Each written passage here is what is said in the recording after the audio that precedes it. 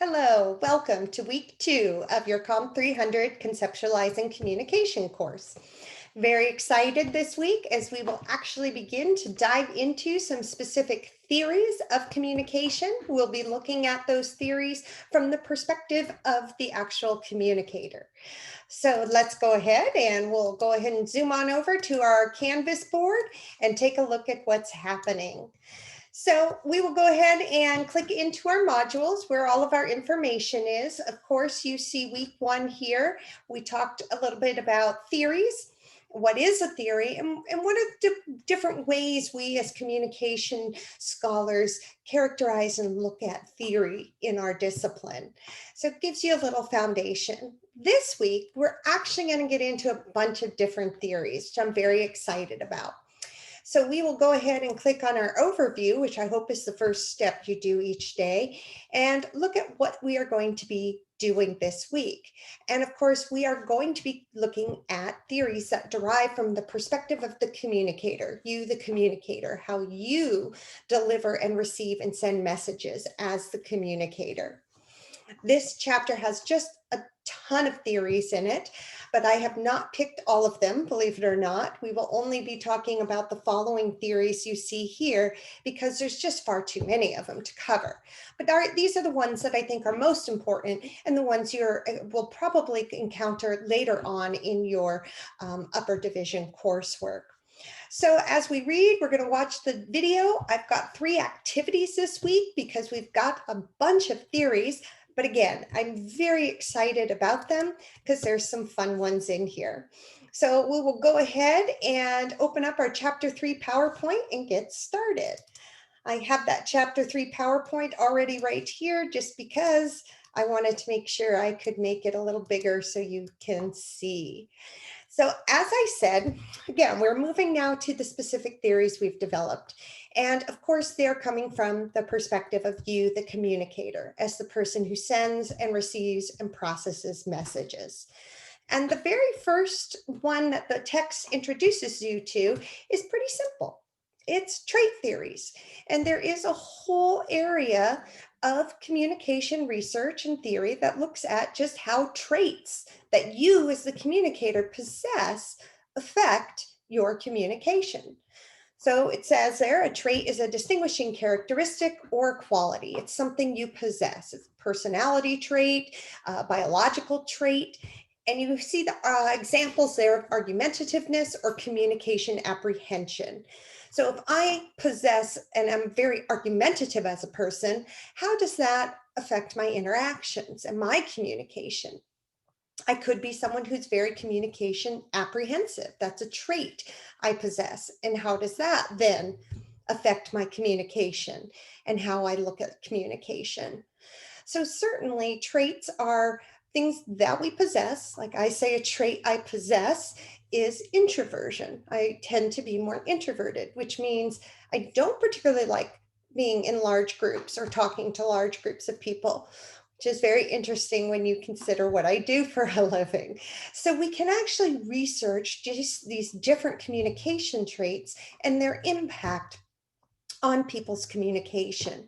So certainly you have certain personality traits and certain things that make up who you are that change and affect how you communicate.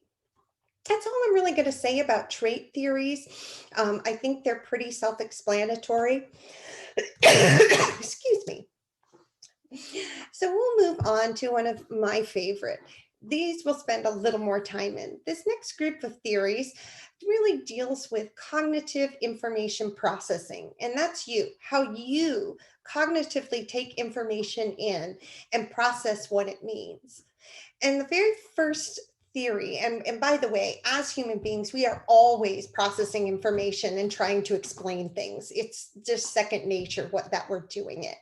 And I think the first one is attribution theory. We always want to know why people behave in certain ways. And consequently, anytime we observe a certain behavior, we begin to question why the person behaved like that or what might be going on. And we do this quite often. So attribution theory says why do people behave the way they do? So we observe some behavior. We usually assume the intent of the behavior, which isn't always a good idea. And we'll even attribute the behavior to a particular source of motivation. So let me kind of give you an example real quick. When I have a student who all of a sudden gets up and leaves in the middle of the class, my first thought is, why did they leave? And I attribute it to me almost always. And this is common for all of us. We immediately think, well, what did I say or what did I do that caused the student to leave? I am not necessarily the source of their motivation. They could have just had to go to the restroom. It could have been any number of things that made them get up and leave. But our kind of inherent go-to is to attribute it to us, even if it doesn't have anything to do with us. And that's kind of the fundamental attribution error, that we attribute a lot of behavior to us when it actually had nothing at all to do with us. I see this a lot in relationships, because we're always trying to explain, well, why did my girlfriend act like that? Or my boyfriend act like that? What did I do? And it may have nothing to do with you at all. But again, it's instinctual that we try to explain that behavior, the intent and the motivation for it. So this is a funny video I like, just about how texting and assuming and trying to figure out people's behavior can lead to, well, some less than correct circumstances.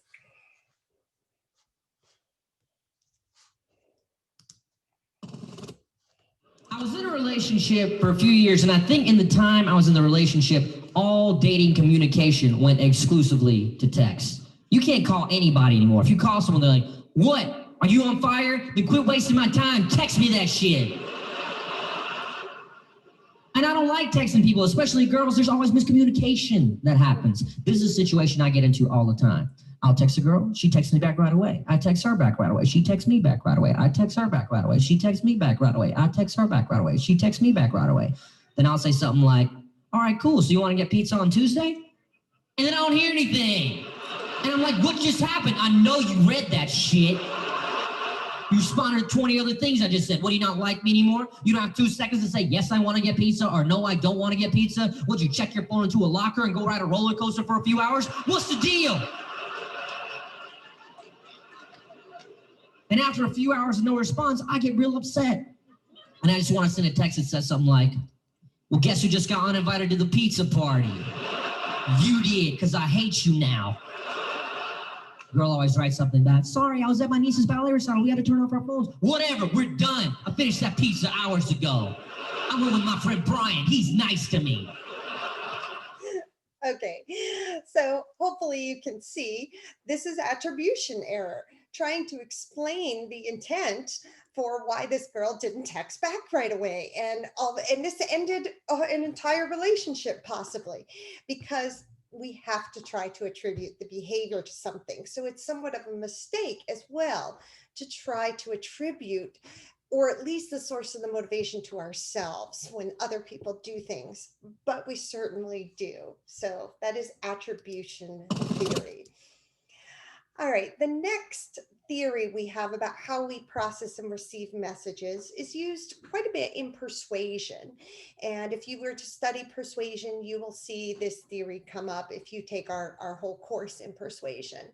It's still, again, dealing with how we cognitively intake information, whether it's observing someone's behavior or trying to process information. And that's what this theory looks at. It's the elaboration likelihood model. And I put the model up here for you. And it basically says when messages come into us, we are going to filter those messages into one route or the other. And so we have two routes, the central route and the peripheral route. The central route, as you can see in the diagram, is our critical thinking route. This means we actually want to deal with this information and think critical about it. But a lot of times, like maybe even right now, you're getting this information and you're processing it over here in your peripheral route. You're like, well, that was a cool video. I'm going to go now make a sandwich and walk away. You're not getting the full picture. You're not really thinking about it. I tend to do this with commercials because I'm old. I still watch TV. I see commercials. Commercials, I don't want to think, I'm not thinking critically about them. I might remember a jingle or something, or that there was a good looking person in it, but I'm not going to critically break down the persuasiveness of the advertisement. So we say there's a difference whether you decide to evaluate the information or whether you just really take a shortcut. Also think about this as when you're shopping. Um, some people shop with a very critical, why is this important? Potentially what ingredients are in the product? I mean, how do I need this? Is this cost more than other products? And you do that. Some of you might go shopping and go, oh, this smells nice. Boom, I'm going to buy it. And that's all the thinking that goes into it. We typically say if we're spending money, bigger purchases, we usually tend to use the central route, but that may not be true at all either. Maybe that when I go buy a car, as long as it's a cute color and has a rear view mirror thingy that flips down so I can put my lipstick on, I'm buying it. That's the peripheral route. So we have to be more motivated to think about things and analyze them in the central route. And this is what is called our need for cognition, our need to think about things. And there's actually a scale, I'm going to put that up for you, that measures your need for cognition. Some people are very critical thinkers. They have to look over everything. I knew someone who was like, I can't get a dog because I have to read about dogs and research about dogs and prepare for the dog. And I'm like, just go get a dog, figure it out as you go. And that is much more the peripheral route of thinking over there. But they would have to go through a much more critical approach. People who have a higher need for cognition process things in the central route a lot more than others. Now, interestingly enough, attitude change does occur in both routes, but the one in the central route is more permanent. So I might remember a commercial that was for a product, and I'm at the store and I need something. I say, oh yeah, I remember that. Okay, I'll get this one. But next time I might not.